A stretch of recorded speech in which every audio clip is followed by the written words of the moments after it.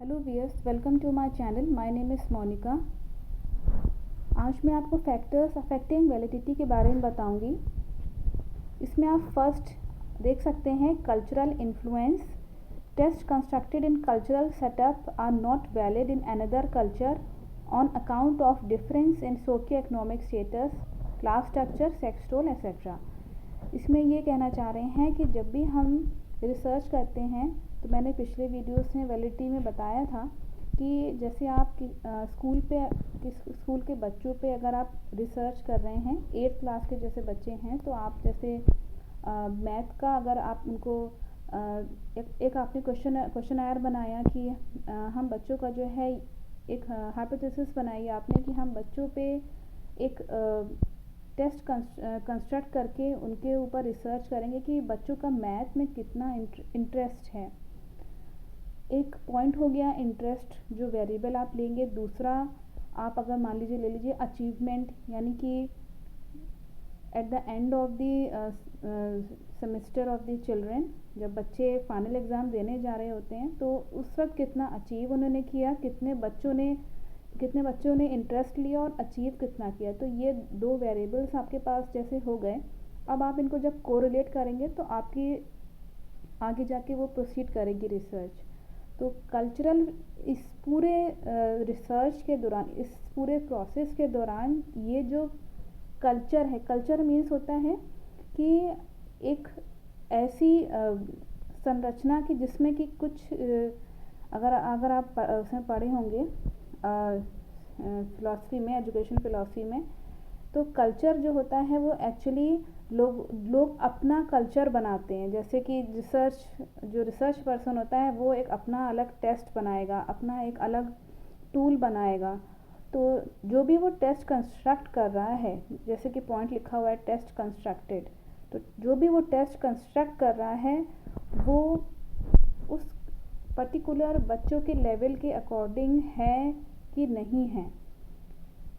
अगर 8th class के बच्चों के नेचर और उनके बिहेवियर के अकॉर्डिंग जितना लेवल है उनका, जितना उनका एजुकेशन का लेवल है, जितनी उनकी बौद्धिक क्षमता है, कैपेसिटी है, उसके अकॉर्डिंग 8th क्लास के लेवल का अगर आप बच्चों को अगर 12th क्लास के अगर आप क्वेश्चन अगर आप उनको दे देंगे तो वो उसको नहीं सॉल्व कर पाएंगे।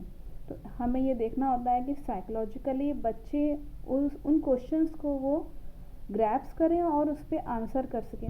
जितने ज़्यादा आंसर्स आएंगे उतना ही आपको रिलायबिलिटी और वैलिडिटी अपने टेस्ट में दिखेगी, क्योंकि आप उस पर टेस्ट कंस्ट्रक्ट करेंगे, फिर आप टूल बनाएंगे आगे जाके रिसर्च पे।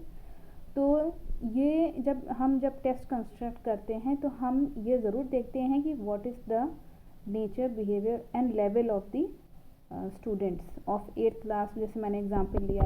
या अगर आप 12th क्लास के बच्चों को अगर लेते हैं, अगर आप उनको अगर मान लीजिए उनके लेवल के अकॉर्डिंग अगर आपने क्वेश्चन नहीं तैयार किया हुआ है तो वो बच्चे आंसर नहीं दे पाएंगे। तो अकॉर्डिंग टू द कल्चर, आपको जो भी आपने रिसर्च स्कॉलर ने जो भी जो है क्वेश्चन आयर बनाया हुआ है, जो भी उसमें जो है एक तरीके से आप जैसे कह सकते हैं कि किस नेचर का है वो क्वेश्चन आयर, तो कितने लेवल का है, तो ये सब कल्चर में आता है। जैसे आप अगर एजुकेशन फ़िलासफ़ी में अगर आप पढ़ते होंगे तो उसमें कल्चर वर्ड आता है। कल्चर वर्ड एक्चुअली डिनोट करता है कि कई सारे ग्रुप ऑफ पीपल जो है वो अपना एक कल्चर बनाते हैं कि हम इस सिस्टम से चलेंगे, ये हमारे नियम होंगे। और जैसे लेडीज़ ये इस तरह से कॉस्ट्यूम पहनेंगी और मेल इस तरह कॉस्ट्यूम पहनेंगे। तो इसी तरीके से हम जब रिसर्च करते हैं तो हम क्वेश्चन आयर जब बनाते हैं तो हम ये डिसाइड करते हैं कि हमें 8th क्लास का क्वेश्चन आयर बनाना है, तो हमको ये देख के ये चलना होगा कि बच्चों का लेवल कितना है, उनके लेवल के अकॉर्डिंग उनकी साइको क्या है, साइकोलॉजिकली वो कितना जो है डेवलप्ड हैं कि इस क्वेश्चन आयर को वो सॉल्व कर सकें। मान लीजिए आपने प्राथमिक गांव के बच्चों को ले लिया, 8th क्लास के बच्चों को, और शहर के बच्चों का जो स्टेटस है पढ़ाई लिखाई का, तो दोनों में डिफरेंस हो जाएगा थोड़ा सा। तो इसलिए कल्चर देखना बहुत ज़रूरी है कि गांव का बच्चों कल्चर क्या है और जो शहर में जो बच्चे रह रहे हैं, जो अच्छे इंग्लिश वाले स्कूल में पढ़ रहे हैं, तो उनका कल्चर अलग होगा। तो ये कल्चर बहुत अफेक्ट करता है हमारे टेस्ट को। तो ये यहाँ पे कहना चाह रहे हैं। नेक्स्ट पॉइंट है, second point, over insistence on accuracy. इसमें आप इसमें देख सकते हैं, in some test speed has to be emphasised but in some case test constructor should not insist on accuracy, otherwise examinees would not make such progress and the test would become invalid। इस point में ये कहने की कोशिश की गई है कि जब भी हम रिसर्च करते हैं तो हम डेटा कलेक्ट करते हैं, तो जब डेटा कलेक्ट करने के बाद हम जो भी हम टेस्ट बना रहे हैं, टूल बना रहे हैं, तैयार कर रहे हैं, वो हम जब वैलिडिटी देखते हैं तो उसमें हमें ये ध्यान रखना होता है कि हम बहुत जल्दबाजी में काम नहीं कर सकते, क्योंकि उसमें हमें बहुत समय देना होता है। जब भी हम टूल्स तैयार करते हैं, सपोज़ मैंने मैथ वाले अचीवमेंट वाले जो वेरिएबल्स मैंने लिए, उसमें ये हमें ये देखना पड़ता है कि अगर हम एक साल में हम अगर सोचें कि एक्यूरेट एकदम रिज़ल्ट आ जाएगा, तो ये कोई बहुत ज़रूरी नहीं है। हो सकता है कि रिज़ल्ट अगले साल कुछ और आ जाए, कुछ और जो बैचेस आएँ वो शो करें, या अदर स्कूल्स में अगर आप 2-3 अगर 5 स्कूल ले रहे हैं, वहाँ पे अगर मैथ का टेस्ट, अगर आप ये जो टूल आपने जो भी टेस्ट बनाया हुआ है वो इम्प्लीमेंट कर रहे हैं, कई सारे स्कूल में कर रहे हैं, मैथ का अचीवमेंट निकालना चाह रहे हैं अप टू 8th क्लास तक का, तो उसमें कई बार बायसनेस आ जाती है, एरर्स आ जाते हैं। क्यों? क्योंकि जैसे कि मैंने बताया कि अगर आप कल्चर के अकॉर्डिंग चलेंगे, जैसे कि मैंने एक ही कल्चर के बच्चों को लिया, जैसे शहर के बच्चों को ही हमने लिया, जैसे CMS, LPS, ये सब इंग्लिश मीडियम स्कूल्स हैं, तो वहाँ पे अगर मैं 8th क्लास के बच्चों का मैथ का अगर मैं मैंने टेस्ट कंस्ट्रक्ट किया और मैंने इम्प्लीमेंट किया अपने टेस्ट को बच्चों पे, तो उसमें मुझे अगर मैं चाहूँगी कि बहुत ज़्यादा एक्यूरेसी आ जाए, ओवर इंसिस्टेंस मतलब होता है ना कि बहुत ज़्यादा एक्यूरेसी पे अगर जाने लगेंगे, रिसर्च के एक्यूरेसी एक लिमिट तक ही हम उसमें रख सकते हैं, क्योंकि फिर वो टेस्ट वैलिड नहीं हो पाएगा, इनवैलिडिटी दिखाने लगेगा टेस्ट में। तो ये ज़रूरी होता है कि हम अपने टेस्ट को एक्यूरेट बनाएं, ओवर इंस्टेंसी नहीं दें एक्यूरेसी पे बहुत ज़्यादा, क्योंकि कई चीज़ें उसमें टेस्ट में ये शो करता है कि अकॉर्डिंग टू द जो एनवायरमेंटल फैक्टर्स हैं या nature behaviour of the children, तो हर साल बैच चेंज हो जाता है, तो इस वजह से अकॉर्डिंग टू द एनवायरनमेंट जो भी स्टिमुलाई रिस्पॉन्स है उसके अकॉर्डिंग अगर हम चलेंगे तो हमारा एक्यूरेसी जो है वो ठीक आएगी। अगर हम ओवर इंस्टेंस दे देंगे और जल्दबाजी में काम करेंगे रिसर्च के टाइम, तो वहाँ पे इनवैलिड हो जाएगा सब कुछ, टेस्ट का जो वैलिडिटी है वो भी घट जाएगी, फिर प्रॉब्लम्स बहुत सारी आने लगती हैं। तो ये भी एक बहुत इम्पॉर्टेंट फैक्टर है जो कि रिसर्च स्कॉलर्स को ध्यान में रखना होता है कि वो जो भी टेस्ट बनाएं उस पर टाइम दें, क्योंकि जितना हम टाइम देंगे 2 to 3 ईयर्स, जैसे आप टेस्ट कंस्ट्रक्ट आपने किया 2 to 3 ईयर्स आप उस पर लगातार रिसर्च कर रहे हैं, तब एक्यूरेसी आ पाती है। जल्दबाजी में और हर समय जो है बहुत ज़्यादा एक्यूरेसी पे ओवर इंसेंस की बात कर रहा है एक्चुअली यहाँ पे। अगर यहाँ मैं ये कहूँ insistence on accuracy, over word अगर आप हटा देते हैं तब तो ये पॉइंट सही होगा, लेकिन ओवर इंसिस्टेंस की अगर ये बात कर रहा है तो ये कहना चाह रहा है कि हम केवल उसी पॉइंट पे ना रहें, और चीज़ों को और फैक्टर्स को भी हमें देखना होगा, तो उसके देखने के लिए हमें उस रिसर्च को टाइम देना होगा। तो इसीलिए जो लॉन्ग टर्म जो रिसर्च होती है वो ज़्यादा उसमें एक्यूरेट रिज़ल्ट आते हैं, या ये देखा गया है ऐसा रिसर्च में। तो यहाँ इस पॉइंट में ये कहना चाह रहे हैं। नेक्स्ट पॉइंट है जो कि इम्पॉर्टेंट है, डिफ़िकल्ट और अनबायस्ड डायरेक्शंस।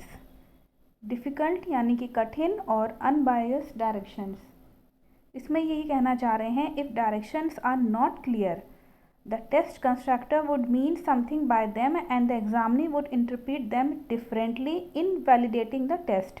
बहुत ही क्लियर इन्होंने बोला हुआ है इस पॉइंट में कि जब भी हम अपना ऑब्जेक्टिव्स तैयार करते हैं, हाइपोथेसिस तैयार करते हैं, तो एक डायरेक्शन में, और वो डायरेक्शन जो भी हम बना रहे हैं वो क्लियर होना चाहिए। अगर हम इधर उधर की चीज़ों में जाने लगेंगे कि हम ये भी टेस्ट कर लें, वो भी टेस्ट कर लें, बिहेवियरल टेस्ट भी कर लें, एप्टीट्यूड टेस्ट भी कर लें, कई सारे टेस्ट जब आप ले लेंगे तो वो अनबायसनेस उसमें आ जाएगी, अगेन एरर्स आने लगेंगे।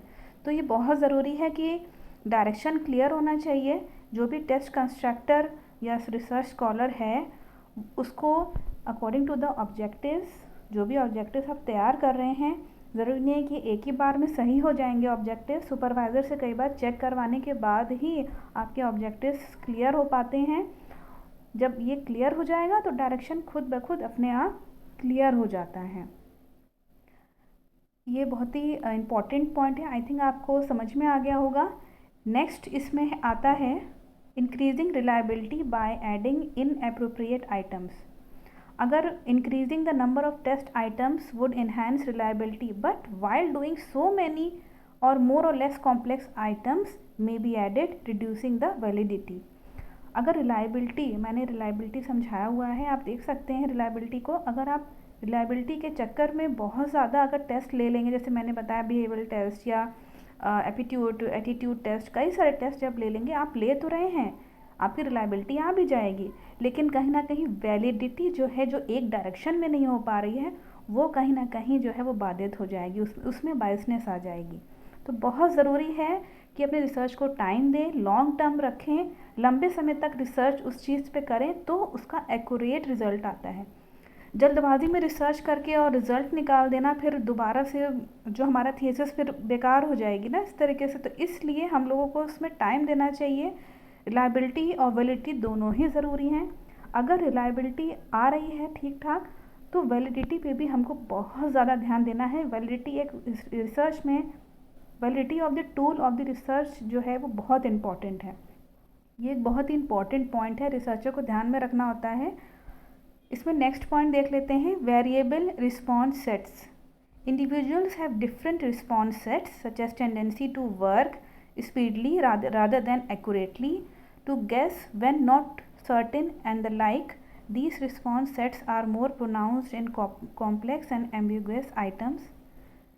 Since these response sets affect uniformity, validity is reduced. Again यहाँ पॉइंट वही कह रहा है, जो भी वेरिएबल हम ले रहे हैं, जैसे मैंने मैथ का लिया, अचीवमेंट का, या जो भी टेस्ट आप कंस्ट्रक्ट कर रहे हैं, बिहेवियरल टेस्ट का, बच्चों का अचीवमेंट टेस्ट, कितना इंटरेस्ट है उनका, ये सब वेरिएबल्स हो गए। तो जितने भी ये वेरिएबल्स हो गए, उन पे जब आप कोरिलेट जब करते हैं, मैंने कोरिलेशन समझाया हुआ है थोड़ा सा, अगर आप वीडियोस में देखेंगे, तो जहाँ जब कोरिलेट करते हैं इन सारे वेरिएबल्स को, तो हमारा जो भी डेटा हमने कलेक्ट किया, उसके बाद हमने इन वेरिएबल्स को कोरिलेट करके जो रिज़ल्ट निकाला, जो हमने हाइपोथेसिस के अकॉर्डिंग है कि नहीं है। हाइपोथेसिस मीन्स प्रिडिक्शन जो भी हमने, मान लीजिए हमने प्रिडिक्शन किया कि मैथ के बच्चों का जो इंटरेस्ट है वो कम है, और आपकी हाइपोथेसिस भी चलिए ठीक बैठ गई, लेकिन अगले साल जो बैच चेंज हो गया उसमें बच्चों ने ज़्यादा इंटरेस्ट दिखाया और अचीव भी अच्छे से किया। तो आपको फिर तीसरे साल में आपने जब देखा, तो ये सब कोरिलेशन करने पड़ते हैं कि हमारा एक्चुअल में क्या रिजल्ट आ रहा है। हो सकता है कि थर्ड जो बैच आए, अगेन उसमें आ जाए कि मैथ के जो बच्चे हैं वो ज़्यादा इंटरेस्ट नहीं दिखाते हैं, ये जो सेकंड बैच जो आया था उसने ज़्यादा मैथ का इंटरेस्ट दिखाया था। तो ओवरऑल हमारा क्या हाइपोथेसिस 3 साल बाद निकली कि मैथ में बच्चों का इंटरेस्ट ओवरऑल जो है वो ज़्यादातर बच्चों का कम दिखा रहा है, केवल सेकंड बैच का केवल ज़्यादा था, तो उसको हम उतना कंसिडर नहीं करेंगे। तो इसीलिए ये रिसर्च को हमें टाइम देना चाहिए। Individual have different response sets. जो भी इंडिविजुअल, जो भी रिसर्च स्कॉलर है, उसकी कितनी कैपेसिटी है, क्या टेंडेंसी है, कितनी स्पीडली काम कर रहा है, इस पे नहीं जाना चाहिए। कितने एक्यूरेटली काम कर रहा है, कितना समय दे रहा है, इस पे जाना चाहिए। यहाँ ये वही कहना चाह रहे हैं, कितनी speedily rather than accurately, to guess when not certain and the like. These response sets are more pronounced in complex and ambiguous items since these response sets affect uniformity.